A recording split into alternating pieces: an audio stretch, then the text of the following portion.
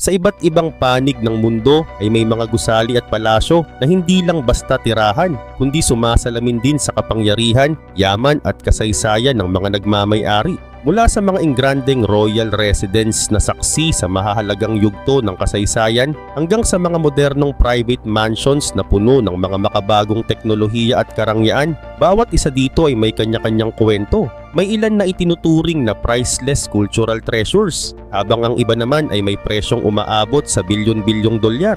Sa listahang ito, tutuklasin natin ang ilan sa pinakamahal, pinakakilala at pinakanakamamamanghang tirahan sa mundo. Mga lugar na tila nilikha para sa mga hari, reyna at ilang piling tao lamang. Pero bago tayo magsimula, paki-like at subscribe naman po. Malaking bagay na po yan sa aming mga content creator. Salamat po. At ngayon, simulan na natin. Forbidden City, Beijing, China. Sa gitna ng Beijing nakatayo ang tinuturing na korona ng arkitekturang imperial sa buong mundo, ang Forbidden City. Tinatayang nagkakahalaga ito ng halos 70 billion US dollars at hindi lang ito ang pinakamahal na palasyo sa mundo, kundi posibleng pinakamahal na architectural complex na ginawa ng tao sa buong kasaysayan. Pero para maintindihan kung bakit ganoon kataas ang halaga nito, kailangan nating bumalik ng mahigit 600 years sa nakaraan. Sa panahon ng Ming Dynasty, sinimulan ng construction noong year 1406 at natapos noong year 1420. Sa loob ng halos 500 years, naging tahanan ito ng 24 na emperador ng China, saksi sa pag-angat at pagbagsak ng mga dinastiya at sa pagbabagong anyo ng bansa mula sa isang medieval na kaharian tungo sa makabagong estado. Ang pangalan nitong Xi Jinping o Purple Forbidden City ay sumisimbolo sa ganap na kapangyarihan at banal na autoridad. Noon bawal pumasok dito ng walang pahintulot at ang parusa ay kamatayan. Itinuturing itong tirahan sa lupa ng Son of Heaven o Anak ng Langit. Ang emperador na pinaniniwala ang nagpapanatili ng balanse sa pagitan ng langit at lupa. Hindi lang laki ang dahilan ng matinding halaga nito. Pero oo, nakakabigla rin ang sukat nito. May lawak itong 72 hectares. May 9,980 buildings at symbolic na 9,999 silid. Isang bilang na sinadya dahil ayon sa tradisyon, tanging ang langit lamang ang maaaring magkaroon ng 10,000 rooms. Ang lupang kinatatayuan nito nasa gitna ng Prime District ng Beijing kung saan umaabot sa 27,000 US dollars kada square meter ay may halaga pa lang na halos 19.66 billion US dollars. Pero higit pa rito, ang laman mismo ng Forbidden City ang tunay na yaman. Mahigit 50 billion US dollars ang tinatayang halaga ng mga artipakto at kayamanang nasa loob nito. Isipin mo, bawat pasilyo at silid ay puno ng antigong jade ornaments na milyon ang presyo at mga silk tapestry na inabutan ng taon bago matapos, nakasabit lang na parang simpleng dekorasyon. Ang disenyo ng palasyo ay sumusunod sa sinaunang prinsipyong Chino ng cosmic harmony. Ang lahat ay naka-align sa isang sentrong axis, mula sa mga pangunahing bulwagan hanggang sa pinakadulo na sumasalamin sa kaayusan ng kalangitan. Maging ang dilaw na glaze-style roofs na kumikislap sa araw ay hindi basta palamuti. Simbolo ito ng imperial na autoridad dahil ang yellow ay kulay na tanging emperador lamang ang maaaring gumamit. Hati ang loob nito sa dalawang pangunahing bahagi. Sa outer court nagaganap ang mga seremonyang pang-estado at sentro nito ang Hall of Supreme Harmony. Pinakamalaking bulwagan ng palasyo, ginagamit para sa koronasyon at mahahalagang okasyon. Dito daan-daang opisyal na nakasuot ng makukulay na silk robes ang yumuyuko sa harap ng Dragon Throne habang bumabalot sa hangin ang amoy ng insenso at umaalingaw-ngaw ang ceremonial music. Sa inner court naman matatagpuan ang pribadong mundo ng pamilyang imperial. Dito nakatayo ang Palace of Heavenly Purity, tahanan ng emperador. Sa mga silid na ito naganap ang mga tahimik ngunit makapangyarihang eksena ng kasaysayan. Mga lihim na pag-uusap tungkol sa susunod na maghahari, mga intriga sa loob ng palasyo, at mga desisyong nagtakda ng kapalaran ng buong imperyo. Sa kasalukuyan, tinatawag na itong Palace Museum at dinarayo ng tinatayang 14 hanggang 19 milyon bisita bawat taon. Dahilan para maging isa sa pinakabinibisitang museo sa mundo. Ngunit kahit dumadaan dito ang milyon-milyong turista, nananatili ang aura ng misteryo at grandeur nito. Isang kayamanang hindi kayang tumbasan ng pera. Palace of Versailles. France. Kung bumilib ka na sa Forbidden City dahil sa tagal at lalim ng kasaysayan nito, ang Versailles naman ay kakaiba at nangingibabaw dahil sa sobra-sobrang karangyaan at lawak nito na halos walang kapantay. Ayon sa pagtataya, ang historical construction cost nito ay katumbas ng mahigit 50.7 billion US dollars sa halaga ngayon. Isa sa pinakamahal na proyekto ng gusali sa buong kasaysayan ng tao. Pero higit pa sa presyo, ang Versailles ay simbolo ng absolute na kapangyarihan ng tinaguriang Sun King, si Haring Louis XIV, at patunay sa ideya na walang gastos na masyadong malaki para sa pagpapakita ng kadakilaan ng hari. Nagsimula ang kasaysayan nito hindi sa engranding plano, kundi sa isang simpleng hunting lodge na itinayo ni Haring Louis XIII noong year 1623. Nang maupo sa trono ang kanyang anak na si Louis XIV, sinimulan nitong baguhin ang maliit na hunting lodge noong year 1661 tungo sa isang palasyo na hindi pa nakikita ng mundo. Noong year 1682, inilipat niya mismo ang korte mula Paris papuntang Versailles. Hindi lang ito simpleng paglipat, isa itong estratehiyang pampulitika. Dito napilitan ang mga maharlika na manirahan malapit sa kanya. Kaya naging mas madali para sa hari na kontrolin ang kanilang kilos at gawain. Ngayon ang tapos na palasyo ay may lawak na 63,154 square meters at may 2,300 silid. Pero ang tunay na hihigit sa iyong imahinasyon ay ang kalidad ng mga silid na yon. Ang pinakakilalang bahagi ay ang Hall of Mirrors. 73 metrong pasilyo na may 357 salamin na nakaharap sa 17 arched windows. Noong ika-17 siglo, napakamahal ng salamin. Halos kasing halaga ng isang warship ang isang malaking piraso. Kaya't ang pagpuno sa isang buong gallery ng daan-daang salamin ay malinaw na pahayag na mas mayaman at mas makapangyarihan ng France kaysa sa alinmang bansa sa Europa. Hindi lang ito ginawa para sa ganda. Ito ay isang diplomatic weapon para mangakit at mangimbuwelto sa mga banyagang bisita. Mayroon ding Royal Opera House natapos noong year 1770 para sa kasal ni Louis XVI at Marie Antoinette. Kaya nitong mag-transform mula Opera House tungo sa ballroom sa loob lamang ng ilang oras salamat sa advanced engineering na hindi naulit hanggang dumating ang ika-20 siglo. Sa state apartments naman makikita ang marangyang dekorasyon mula sa pintang obra maestra hanggang sa magagarang tapiserya na ginamit para gawing malaentablado ang araw-araw na buhay ng hari at reyna. Maging ang pagtulog ni Louis XIV ay naging pampublikong ritual na tinatawag na lever, kung saan dinadaluhan ng mga piling bisita ang paggising niya sa umaga. Labas naman may 800 hectares ng perpektong in-landscape na hardin na disenyo ni André Lenotre. Ang mga fountain dito na gumagana pa hanggang ngayon ay nangangailangan ng makabagong teknolohiya noon para magdala ng tubig mula sa kalayuan dahil wala itong sariling natural water source. Ang sagot ang Machine de Marly, isang napakalaking pumping system na isa sa mga engineering marvel ng panahong iyon. Ngunit sa kabila ng kagandahan at yaman nito, naging simbolo rin ang Versailles ng labis na luho na nag-ambag sa pagsiklab ng French Revolution. Noong year 1789, napilitan sina Louis XVI at Marie Antoinette na umalis sa palasyo dahil naging parang piitan ito para sa kanila. Sa kasalukuyan, dinarayo ito ng humigit kumulang 15 million bisita bawat taon. Ito ay nananatiling monumento ng engranding pamumuhay ng mga hari at paalala na may presyo, hindi lang sa pera, ang labis na kapangyarihan at karangyaan. Tokyo Imperial Palace, Tokyo, Japan. Sa puso ng Tokyo, sa gitna ng isa sa pinakamahal na real estate market sa mundo, matatagpuan ang Tokyo Imperial Palace, ang tahanan ng emperador ng Japan. Ayon sa pagtataya, kung ibebenta ngayon ang lupa at istruktura nito, aabot ang halaga sa humigit kumulang 12.25 billion US dollars. Pero higit pa sa presyo, ito ay isang piraso ng kasaysayan na nakatayo mismo sa lugar kung saan matatagpuan ang lumang Edo Castle, ang makapangyarihang kuta ng Tokugawa Shogunate na namuno sa Japan mula early 1700s hanggang mid-1800s. Matapos bumagsak ang shogunate noong year 1868, inilipat ang kabisera ng Japan mula Kyoto papuntang Tokyo at dito rin itinayo ang bagong tirahan ng emperador. Noong una, tinawag itong Imperial Castle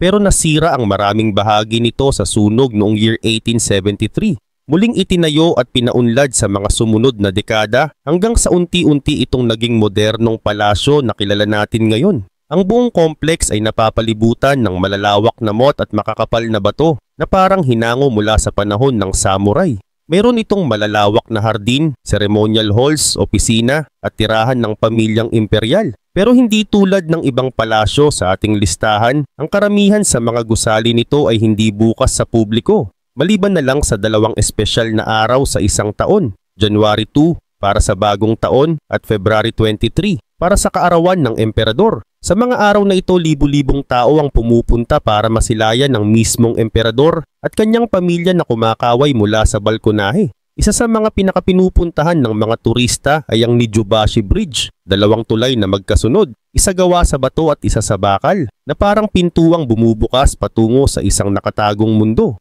Kapag tag-spring, ang paligid nito ay nababalot ng cherry blossoms, isang tanawin na tila postcard mula sa lumang Japan. Sa loob ng palasyo may mga gusaling ginagamit para sa mahahalagang state functions at pagtanggap ng mga dignitaryo mula sa iba't ibang bansa. Ang Kyuden o Main Palace ay modernong gusali na may kombinasyon ng tradisyonal na Japanese aesthetics at contemporary architecture na nagpapakita kung paano pinagsasama ng Japan ang kasaysayan at modernisasyon.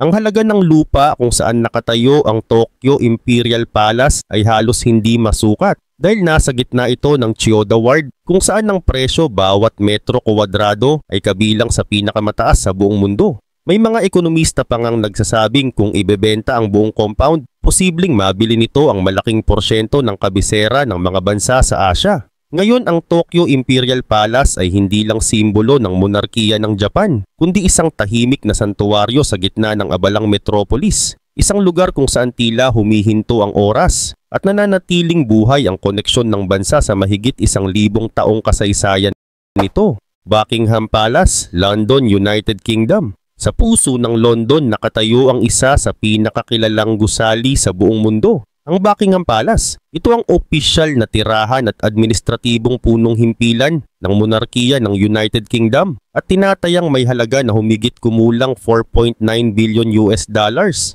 Ngayon mahirap isipin na ang engrandeng palasyong ito ay nagsimula lamang bilang isang simpleng townhouse. Itinayo noong year 1703 para kay Duke of Buckingham at noong year 1761 ay binili ni Haring George III bilang pribadong tahanan para sa kanyang asawa na si Queen Charlotte. Sa mga sumunod na dekada, pinalawak ito at ginawang opisyal na Royal Palace ni Haring George IV na nagdagdag ng mga engrandeng silid at arkitekturang inspirasyon mula sa neoclassical design. Sa kasalukuyan, ang Buckingham Palace ay may 775 rooms, kabilang ang 19 staterooms, 52 royal at guest bedrooms, 188 staff bedrooms, 92 offices at 78 bathrooms. Pero ang pinakasikat na bahagi nito para sa publiko ay ang balcony ng East Front kung saan madalas lumabas ang pamilya real para kumaway sa mga tao sa tuwing may mahahalagang okasyon. Isa pang kilalang atraksyon dito ay ang Changing of the Guard, isang ceremonial event kung saan pinapalitan ang mga nagbabantay sa palasyo.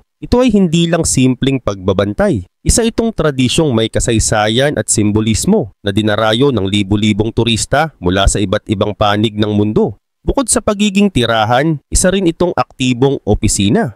Dito isinasagawa ng monarka ang kanyang mga tungkulin bilang pinuno ng estado, kabilang ang pagtanggap ng mga ambasador, pagdalo sa diplomatic meetings at pag-ho-host ng state banquets. Sa mga ganitong pagtitipon, nagiging sentro ng world diplomacy ang palasyo na pinupuntahan ng mga pinuno at dignitaryo mula sa iba't ibang bansa. Ang palasyo ay napapalibutan ng malalawak na hardin na sumasakop ng mahigit 40 acres na siyang pinakamalaking private garden sa London. Dito ginaganap ang mga royal garden parties kung saan libu-libong bisita ang inaanyayahan tuwing tag-init. Ngunit sa kabila ng marangyang imahe nito, nagsilbi rin itong ligtas na kanlungan sa mga mahihirap na panahon. Noong World War II, ilang beses itong tinamaan ng bomba sa mga air raids. Ngunit hindi kailanman iniwan ni Haring George VI at Queen Elizabeth ang London bilang simbolo ng pagkakaisa sa kanilang mga nasasakupan. Sa ngayon, nananatiling iconic landmark ang Buckingham Palace. Hindi lang bilang simbolo ng kapangyarihan ng British monarchy, kundi bilang bahagi ng pambansang identidad ng United Kingdom. At kahit napapalibutan ito ng modernong lungsod, patuloy nitong pinapaalala ang kasaysayan, tradisyon at dignidad ng isang institusyong tumagal ng maraming siglo. Antilya, Mumbai, India. Sa gitna ng Mumbai, nakatayo ang isa sa pinakamahal at pinakakakaibang pribadong tirahan sa buong mundo, ang Antilya. Hindi ito palasyo ng hari o reyna, pero ang presyo nito ay halos matalo pa ang maraming royal residences. Tinatayang nasa 2 billion US dollars ang kabuuang halaga nito, kaya't ito ang pinakamahal na pribadong bahay sa planeta. Pag-aari ito ng Indian business tycoon na si Mukesh Ambani, chairman ng Reliance Industries at isa sa pinakamayayamang tao sa mundo. Itinayo ito sa isang prime location sa Altamount Road, isang lugar na kilala bilang Billionaires Row ng India, kung saan bawat metro kuwadrado ay nagkakahalaga ng milyon-milyong rupees. Ang Antilya ay may taas na 27 floors, pero dahil sa malalawak at mataas na ceilings ng bawat palapag, kasing taas na ito ng isang 60-story skyscraper. Hindi tulad ng karamihan sa matataas na gusali, may helipad ito sa rooftop, 3 helipad sa kabuuan at 6 na palapag na inilaang eksklusibo para sa parking na kayang maglaman ng mahigit 168 cars. Sa loob, halos hindi mo naiisipin na bahay ito dahil mas parang luxury hotel o private resort ang disenyo. May sariling spa, gym, yoga studio, dance studio at theater na may seating capacity para sa 50 people. Mayroon ding ice room na kayang gumawa ng artificial snow. Isang bagay na kakaiba sa mainit na klima ng Mumbai. Isa pa sa pinaka nakakabilib ay ang structural design nito. Idinisenyo para makayanan ng magnitude 8 earthquake. Kaya't bukod sa karangyaan, ligtas din ito sa malalakas na lindol. Ang interior ay pinaghalong traditional Indian motifs at modern luxury na ginamitan ng mamahaling materyales mula sa iba't ibang bansa. Mahigit 600 staff ang nagtatrabaho dito araw-araw para tiyakin na maayos at maaliwalas ang lahat. Kaya't kahit ito ay tahanan lang ng isang pamilya, tumatakbo ito na parang isang maliit na luxury city. Bagamat madalas itong gawing simbolo ng extreme wealth sa India, sinasabi ni Ambani na ang disenyo nito ay base sa prinsipyo ng Vastu Shastra, isang tradisyonal na sistema ng arkitektura na nakatuon sa balanse ng enerhiya at harmonya sa loob ng gusali. Sa ngayon, nananatiling isa ang Antilya sa mga pinakamalaking representasyon ng pribadong yaman sa buong mundo. Isang modernong palasyo na hindi nabibilang sa hari, ngunit tiyak na karapat-dapat sa listahan ng pinaka-ingranding tirahan sa kasaysayan. Istana Nurul Iman, Bandar Seri Begawan, Brunei. Sa tabing ilog ng Brunei River, nakatayo ang isang palasyo na tila isinilang mula sa isang fairy tale, ang Istana Nurul Iman, na ang ibig sabihin ay Palace of the Light of Faith. Ito ang opisyal na tirahan ng Sultan ng Brunei at itinuturing na pinakamalaking tirahang pang-estado sa buong mundo. Tinatayang nagkakahalaga ito ng humigit kumulang 1.4 billion US dollars, ngunit ang lawak at kapasidad nito ang tunay na nagpapatingkad sa kahalagahan nito. Itinayo noong year 1984 at idinisenyo ng Filipino architect na si Leandro V. Locsin, isa sa pinakatanyag na arkitekto sa Pilipinas, sa pakikipagtulungan ng interior designer na si Quan Chu. Natapos ang konstruksyon sa loob ng 2 taon gamit ang modernong construction techniques pero may halong tradisyonal na Islamic at Malay architectural styles. Ang kabuuang sukat nito ay 2.1 million square feet at may mahigit 1,778 rooms, kabilang ang 257 bathrooms. Meron din itong 5 swimming pools, isang mosque na kayang maglaman ng 1,500 worshippers, at isang banquet hall na kayang magdaos ng kainan para sa 5,000 guests ng sabay-sabay. Para sa Sultan, hindi lang ito simpleng tahanan. Isa itong functional complex na ginagamit para sa mga state functions, royal ceremonies at diplomatic receptions. Mayroon din itong sariling stables na tahanan ng mahigit 200 polo ponies. Karamihan ay imported mula Argentina at iba pang kilalang polo breeding countries. Kapansin-pansin ang paggamit ng mamahaling materyales sa buong palasyo. Marmol mula sa Italy, ginto mula sa Middle East, at mga crystal chandelier na gawa sa Austria. Ayon sa mga ulat, ang ilan sa mga chandelier dito ay kasing bigat ng isang maliit na kotse. Bukod sa pagiging tirahan, tuwing buwan ng Ramadan at sa mga espesyal na araw tulad ng Hari Raya Aidilfitri, binubuksan ng Sultan ang palasyo para sa publiko. Dito, libu-libong tao ang pumipila upang makipagkamay sa kanya at makatanggap ng pagkain at regalo. Isang tradisyon na nagpapakita ng pagkakaroon niya ng personal na koneksyon sa kanyang mga nasasakupan. Sa lawak,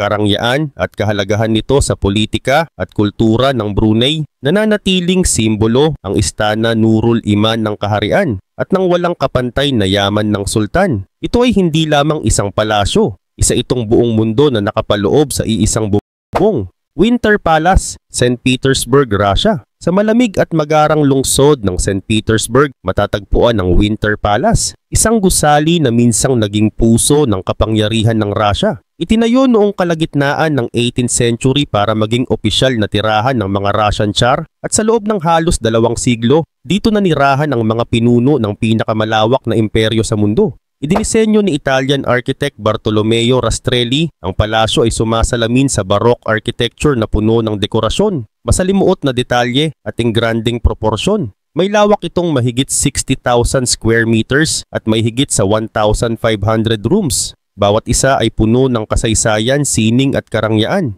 Mula sa labas, kapansin-pansin ang matingkad na berdeng pader nito na may puti at gintong ornamental details na kumikislap lalo na kapag tinatamaan ng sikat ng araw sa taglamig.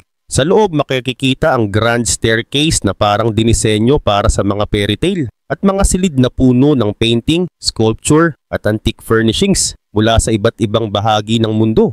Ang Winter Palace ay hindi lamang tahanan. Naging saksi rin ito sa mga mahahalagang yugto ng kasaysayan ng Russia. Noong year 1917, sa kasagsagan ng Russian Revolution, sinalakay ito ng mga Bolshevik at tinapos ang pamumuno ng Romanov Dynasty.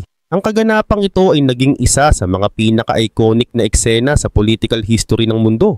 Ngayon, bahagi na ito ng Hermitage Museum, isa sa pinakamalaking at pinaka-prestihiyosong art museum sa buong mundo. Tinatayang may mahigit 3 million artworks at historical artifacts ang nakadisplay o nakaimbak dito. Mula sa obra nina Leonardo da Vinci at Rembrandt hanggang sa mga sinaunang Egyptian relics. Kada taon dinarayo ito ng milyon-milyong turista, hindi lang para humanga sa sining at kasaysayan, kundi para maramdaman ang karangyaan at kapangyarihang minsang namayani sa puso ng Russian Empire. Sa taglamig, kapag bumabalot ng niebe ang St. Petersburg, tila nabubuhay muli ang pangalan nitong Winter Palace at naaalala ng mundo kung gaano kalamig, ngunit kahanga-hanga ang kasaysayan na bumabalot dito.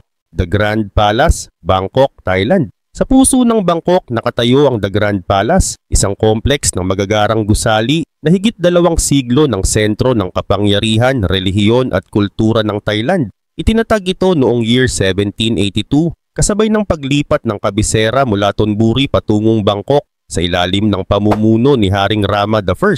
Hindi tulad ng iisang gusali lang, ang Grand Palace ay binubuo ng maraming istruktura na may iba't ibang gamit mula sa royal residences at ceremonial halls hanggang sa mga templo at opisyal na tanggapan. May kabuuang sukat itong mahigit 218,000 square meters at napapalibutan ng mataas na pader na may habang halos 2 kilometers. Isa sa mga pinakasikat na bahagi nito ay ang Wat Phra Kaew o Temple of the Emerald Buddha na itinuturing na pinakamahalaga at pinakabanal na templo sa buong Thailand. Ang Emerald Buddha na gawa sa jade at may taas lamang na 66 centimeters ay may 3 set ng kasuotan na binabago ayon sa panahon: summer, rainy season at winter, at personal na isinasagawa ang seremonyang ito ng hari ng Thailand. Sa kasaysayan, ang Grand Palace ay nagsilbing opisyal na tirahan ng mga hari ng Thailand mula sa Chakri Dynasty hanggang sa kalagitnaan ng 20th century. Sa ngayon, hindi na ito ang pangunahing tirahan ng monarka, ngunit ginagamit pa rin ito para sa mga mahahalagang state functions at religious ceremonies. Ang arkitektura nito ay kombinasyon ng tradisyonal na Thai style at western influences, lalo na sa ilang gusali na dinagdagan ng mga kolonya at disenyo mula sa Europe noong panahon ng modernisasyon ng bansa. Makikita rito ang detalyadong gilded decorations, makukulay na mosaics at makakapal na bubong na may patayong dulo na kahawig ng mga tradisyonal na Thai temples. Araw-araw dinarayo ito ng libu-libong turista at deboto. Ngunit may mahigpit na dress code ang mga bumibisita. Bawal ang shorts, sleeveless tops at damit na masyadong manipis bilang paggalang sa kabanalan at kahalagahan ng lugar. Ang Grand Palace ay nananatiling simbolo ng pagkakakilanlan ng Thailand, isang lugar kung saan nagsasanib ang kapangyarihan ng monarkiya, debosyon sa relihiyon at sining ng arkitektura na walang kapantay sa buong Southeast Asia.